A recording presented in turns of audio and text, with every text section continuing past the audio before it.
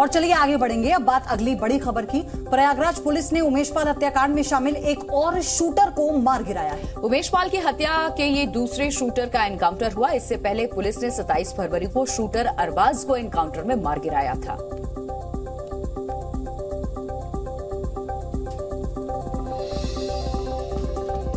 प्रयागराज के उमेश पाल हत्याकांड में अब तक पुलिस 2 शूटर्स का एनकाउंटर कर चुकी है। शूटर अरबाज के बाद अब पुलिस ने विजय उर्फ उस्मान चौधरी को मुठभेड़ के दौरान मार गिराया। उस्मान ही वो शूटर था जिसकी पहचान करने में पुलिस को सबसे ज्यादा मुश्किल आई थी। उस्मान ने ही उमेश पाल पर पहली गोली चलाई थी। वारदात के दिन उसने कार से उतरते ही उमेश पाल और उसके गनर पर गोलियों की बौछार कर दी थी। अभी जो सस्पेक्टेड में आया है हमारे पास बड़ा डेड है और विजय उर्फ उस्मान उसका नाम, 26 साल लगभग उम्र है। वो अभी यहाँ पे आया है तो मृत अवस्था में आया है और उसको मर्चुरी भेजा जा चुका है। उसके गर्दन में एक गोली लगी थी और एक जो है क्लेविकल के पास लगी थी। 2 गोलियां उसके लगी थी। वारदात का सीसीटीवी फुटेज भी सामने आया था जिसमें उस्मान फायरिंग करता दिख रहा है। हालांकि फुटेज सामने आने के वक्त उसकी पहचान नहीं हो पाई थी, जिस वजह से उस पर 50,000 का इनाम घोषित किया गया था। जबकि जिन शूटर्स की पहचान हो चुकी है उन पर 25 लाख का इनाम घोषित किया गया है।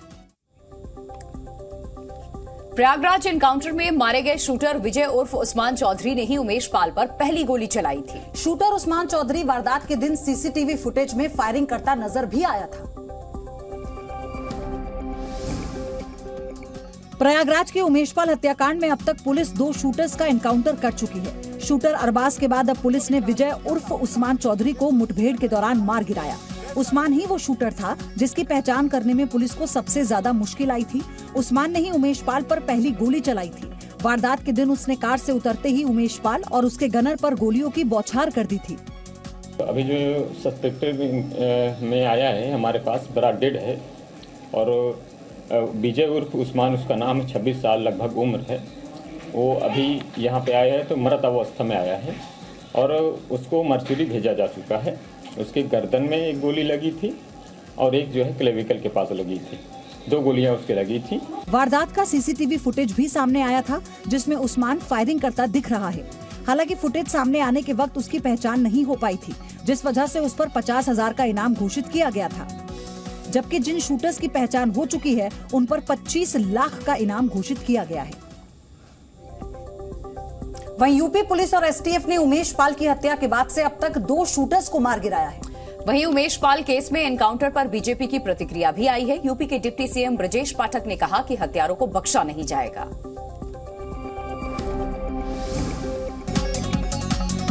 प्रयागराज के उमेश पाल हत्याकांड में यूपी पुलिस की ताबड़तोड़ कार्रवाई जारी है। पुलिस ने उमेश पाल की हत्या के 10 दिनों के भीतर ही 2 शूटरों को मार गिराया है। प्रयागराज में आज दूसरे शूटर विजय उर्फ उस्मान चौधरी के एनकाउंटर के बाद यूपी के डिप्टी सीएम ब्रजेश पाठक ने कहा कि उमेश पाल के हत्यारों को बख्शा नहीं जाएगा। दुर्दांत हत्यारे हैं कि पुलिस पर भी हमला करने से बाज नहीं आ रहे हैं और पुलिस ने जवाबी कार्रवाई में एक और अपराधी को ढेर किया है। हमारी पुलिस एसटीएफ लगातार सक्रियता के साथ छापे डाल रही है। विजय उर्फ उस्मान चौधरी के एनकाउंटर पर यूपी बीजेपी नेता सिद्धार्थ नाथ सिंह ने कहा कि सीएम योगी ने अपराधियों को मिट्टी में मिलाने की बात कही थी। उनकी कथनी और करनी में कोई फर्क नहीं है। कथनी और करनी में कोई अंतर नहीं। गुंडों का राज नहीं रहेगा, माफियों का राज नहीं रहेगा, कानून का ही राज रहेगा और कानून अपना काम कर रहा है। उमेश पाल के हत्यारों को पकड़ने के लिए पुलिस 500 से ज्यादा सीसीटीवी फुटेज खंगाल चुकी है। प्रयागराज के उमेश पाल हत्याकांड में यूपी पुलिस और एसटीएफ ने लखनऊ में छापेमारी की। बताया यह जा रहा है कि इसी अपार्टमेंट में एक फ्लैट पर अतीक अहमद का बेटा असद रह रहा था। प्रयागराज के उमेश पाल हत्याकांड में यूपी पुलिस और एसटीएफ की कार्रवाई लगातार जारी है। पुलिस ने जहां एक तरफ आज उमेश पाल पर गोली चलाने वाले दूसरे शूटर को मुठभेड़ में ढेर कर दिया, वहीं हत्याकांड के दूसरे आरोपियों की तलाश में छापेमारी की। लखनऊ में पुलिस और एसटीएफ ने उमेश पाल की हत्या के मामले में शामिल गुड्डू मुस्लिम के 2 करीबियों के फ्लैट पर छापेमारी की। ये छापेमारी यूनिवर्सल अपार्टमेंट के एक फ्लैट पर की गई। बताया जा रहा है कि इसी अपार्टमेंट के एक फ्लैट पर अतीक अहमद का बेटा असद रह रहा था। यूपी एसटीएफ ने पूरे मामले में एक प्रॉपर्टी डीलर की लोकेशन भी ट्रेस की है, जिसकी तलाश की जा रही है। उमेश पाल हत्याकांड मामले को लेकर लगातार छापेमारी अपनी तेज की हुई है। इसी कड़ी में राजधानी लखनऊ के महानगर के यूनिवर्सल अपार्टमेंट में एक बार फिर से यूपी एसटीएफ ने छापेमारी की। पुलिस उमेश पाल के हत्यारों को पकड़ने के लिए 500 से ज्यादा सीसीटीवी फुटेज खंगाल चुकी है। आरोपी असद और गुड्डू मुस्लिम के नेपाल में लोकेशन मिलने के बाद पुलिस और यूपी एसटीएफ की 11 सदस्यों की एक टीम नेपाल भी गई है। वहीं रेलवे में नौकरी के बदले जमीन लेने के मामले में सीबीआई एक्शन में आ गई है। बिहार की पूर्व मुख्यमंत्री राबड़ी देवी के पटना घर पर सीबीआई पहुंची हुई है। रेलवे में नौकरी के बदले जमीन लेने के मामले में सीबीआई एक्शन में आ गई है और सीबीआई की टीम बिहार की पूर्व मुख्यमंत्री राबड़ी देवी के पटना घर पर पहुंची। सीबीआई के अधिकारी राबड़ी देवी समेत उनके परिवारों के सदस्यों से पूछताछ कर रही है। सीबीआई के अधिकारी राबड़ी देवी समेत उनके परिवार के सदस्यों से पूछताछ कर रही है। रेड की खबर मिलते ही आरजेडी कार्यकर्ताओं की भारी भीड़ राबड़ी देवी के घर के बाहर इकट्ठा हो गई। आरजेडी नेताओं का कहना है कि सियासी दबाव में सीबीआई एक्शन कर रही है। जाने वाली है, छापा पड़ना है, कोई नई बात नहीं है। पहले से हम लोग मालूम था कि छापा पड़ना ही पड़ना है। तो मुसीबत तो बढ़ जाएगी। मुसीबत पड़ने वाला है। हम छोड़ी किया कि मुसीबत बढ़ जाएगी। 15 को सबको कोर्ट ने समन किया है, पहुंचना है और उससे पहले छापेमारी हो रही है। कोर्ट का आदेश हुआ है, तो पालन होगा ही। कोर्ट का तो कोर्ट पारित किया जा रहा है, लेकिन यह जो नोटिस हुआ वो नरेंद्र मोदी का साजिश है। बीजेपी नेता नितिन नवीन ने सीबीआई एक्शन पर कहा कि लालू परिवार ने हमेशा ही घोटाले किए हैं, इसलिए सीबीआई पहुंची है। राबड़ी देवी के घर हो रही रेड को लेकर के दिल्ली के सीएम केजरीवाल ने भी बड़ा बयान दिया है। केजरीवाल ने कहा कि जहां विपक्ष की सरकार वहीं रेड हो रही है, विपक्ष को प्रताड़ित करना सही नहीं है। राबड़ी देवी के घर पे छापा चल रहा है, सीबीआई का बताया जा रहा है, वो गलत है। इस तरह से सभी विपक्ष के लोगों के ऊपर छापे मारना, उनको प्रताड़ित करना सही नहीं है। सर, कल ही आप लोगों ने चिट्ठी लिखी थी, कम से कम 8 से 9 विपक्ष के नेताओं ने, उसके बाद आज छापा, क्या उससे जोड़कर दिख रहे हैं इस मामले को? उससे जोड़ के भी हो सकता है, क्योंकि जिस तरह से मैंने कल इसके ऊपर बोला भी था कि जिस तरह से ये ट्रेंड बनता जा रहा है कि विपक्ष के जितने भी राज्य हैं उन राज्यों में काम नहीं करने दिया जाएगा, तो या तो उन राज्यों के अंदर ईडी सीबीआई छोड़ के उन विपक्षी दलों के राज्यों के अंदर उनको तंग किया जाता है, या गवर्नर के जरिए उन लोगों को तंग किया जाता है। तो इस तरह से ये ठीक नहीं है, क्योंकि जनतंत्र तो तभी चलेगा, देश तो तभी आगे बढ़ेगा जब सारे मिलके काम करेंगे। तो चाहे पक्ष हो चाहे विपक्ष हो, जिसको भी वोट मिला उसकी सरकार बनी, उसकी सरकार को काम करने दिया जाना चाहिए। Thank you. वहीं जेडीयू नेता केसी त्यागी ने रेड को लेकर केंद्र सरकार पर हमला बोला है। हम जांच के खिलाफ नहीं है, लेकिन उसमें सियासत की बू ही आ रही है, वो नहीं आनी चाहिए थी। ये बातें उन्होंने कही हैं, देखिए। हमारे साथ बातचीत करने के लिए जेडीयू के प्रधान महासचिव केसी त्यागी जी। त्यागी जी, बिहार में राबड़ी देवी के ऊपर छापे पड़े हैं, जो नौकरी वाला जो मसला आप लोगों ने कभी उठाया था? ये कोई पहला अवसर नहीं है। इससे पहले भी इस कांड को लेकर के कई बार पूछताछ हो चुकी है, कई बार इनकम टैक्स की रेड हो चुकी है और तीसरी बार सीबीआई इंट्रोगेशन है।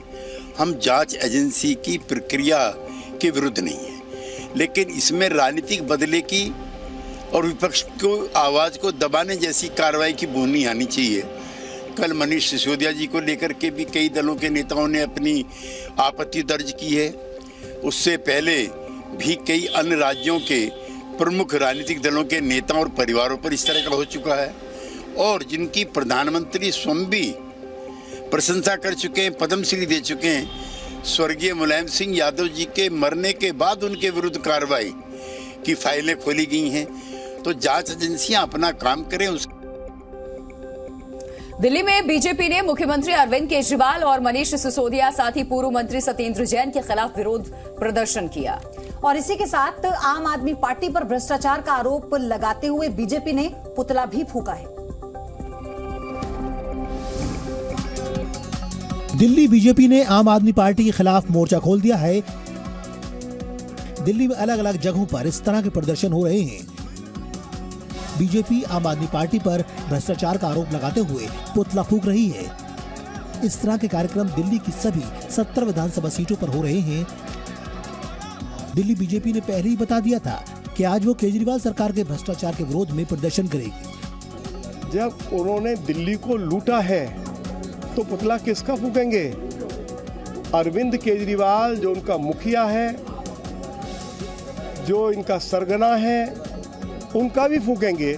मनीष सिसोदिया की गिरफ्तारी के बाद से दिल्ली बीजेपी दिल्ली के सीएम अरविंद केजरीवाल का इस्तीफा मांग रही है। बीजेपी का कहना है कि अरविंद केजरीवाल को कुर्सी पर बने रहने का हक नहीं है। आम आदमी पार्टी के नेता सत्येंद्र जैन पहले ही जेल में हैं। बीजेपी नेताओं को दावा है कि अरविंद केजरीवाल और उनके साथी बेनकाब हो गए हैं।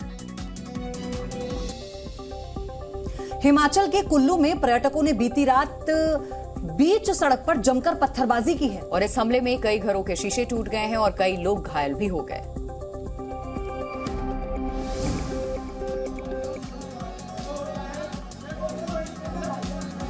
हिमाचल प्रदेश के कुल्लू में पर्यटकों की गुंडागर्दी देखने को मिली। वीडियो में आप देख सकते हैं कि कैसे बीती रात मणिकर्ण में पर्यटक बीच सड़क में पत्थरबाजी कर रहे हैं। पत्थरबाजी में कुछ स्थानीय लोगों के घरों के शीशे तक टूट गए। इस दौरान कई लोगों को पीटा गया। कुल्लू में लगातार पर्यटकों की गुंडागर्दी बढ़ रही है, जिसके चलते स्थानीय लोगों में डर का माहौल पैदा हो गया है। ऐसे में लोगों ने मणिकर्ण बाजार में पुलिस की गश्त बढ़ाने की मांग की है। वीडियो सोशल मीडिया पर वायरल होने के बाद पुलिस की कार्यप्रणाली पर लोग सवाल उठा रहे हैं। घटना के सामने आने के बाद पंजाब के डीजीपी ने हिमाचल के पुलिस प्रमुख संजय कुंडू से बात की है। डीजी संजय कुंडू ने कहा कि मणिकर्ण में बीती रात और सुबह हुई घटनाओं को लेकर किसी के बहकावे में न आए। यहाँ सभी तीर्थयात्रियों का स्वागत है।